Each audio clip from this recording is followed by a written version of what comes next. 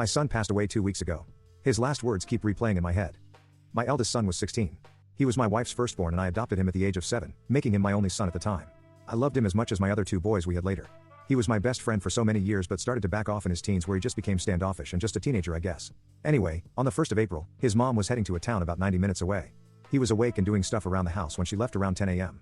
I worked from home and was on a call until around 11:30 a.m. when I came out of the office. I told him and his brother I was running to get his lunch. He kind of just nodded at me without saying much, which was normal. I got back to the house with the food around 12:20 p.m.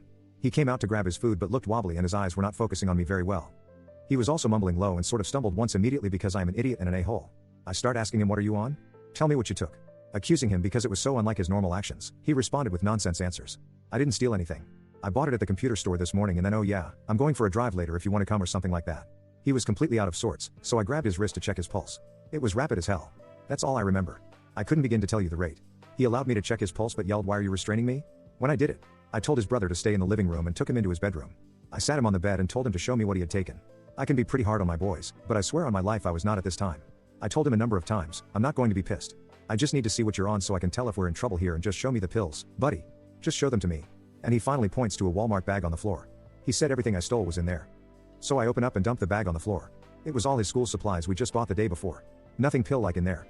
I know he isn't a pill user. I knew he never really left the house all summer. Why am I accusing him like this? It clicked that he was having a stroke. I called 911 and asked for EMS.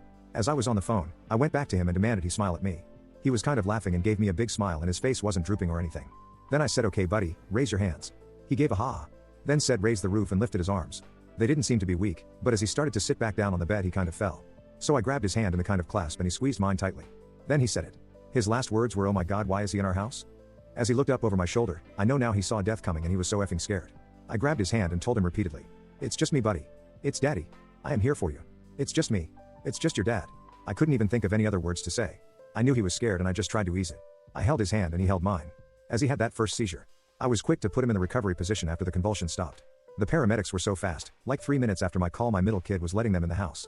When they arrived he was still breathing and in the recovery position. I put him in with the first seizure. He ended up having several more right after the paramedics got there and during one he quit breathing and his heart stopped pumping. They worked on him for a long time, and we hauled him to the hospital once they got the compression machine on him. And still, by 1:50 p.m., my eldest son was dead at 16. His mother left the house at 10 a.m. with her son happy and healthy, and the next time she saw him at 2 p.m., he had died. She can't forgive herself for not being there. I can't forgive myself for being unable to help him and for being such a dick as to accuse him of taking pills. The top screen came back negative for everything other than a trace amount of painkiller, which according to the coroner, wasn't enough to make him take a nap, much less take his life. I remembered later I'd given him half of an ibuprofen. I think it was for his shoulder the day before.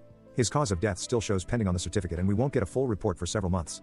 Not knowing how it all happened so fast and knowing his last words were ones of fear and terror have been messing me up for almost 2 weeks now.